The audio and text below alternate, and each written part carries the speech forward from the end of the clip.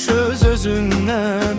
Bu vətən üçün, bu millət üçün nə etmişəm bugün mən? Düşmənimi yara yara alovlardan keçmişəmmi? Bu şərəfli haqq yolunu düşünmədən seçmişəmmi? Vətənin rifahı üçün elmləri oxudummu? İdrak ağıl çiçeğinin ətirlərin qoxudummu?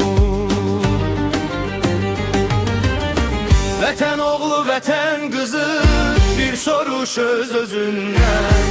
Bu vətən üçün, bu millət üçün nə etmişəm bugün mən? Vətən oğlu, vətən qızı bir soruş öz-özündən. Bu vətən üçün, bu millət üçün nə etmişəm bugün mən?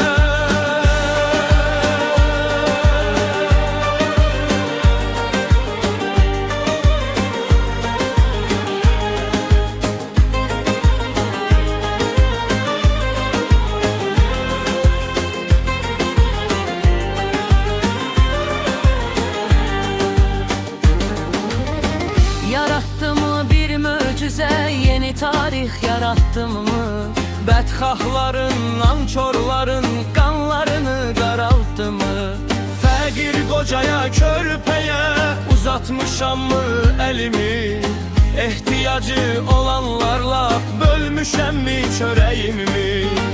Vətən oğlu, vətən qızı bir soruş öz-özündən. Bu vətən üçün, bu millət üçün nə etmişəm bugün mən? Mən vətənimin, təbiətin qorumaq üçün nə etmişəm? Ağacını, çiçəyini oyatmaq üçün nə etmişəm?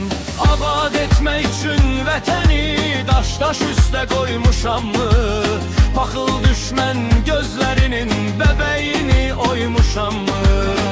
Vətən oğlu, vətən qızı bir soru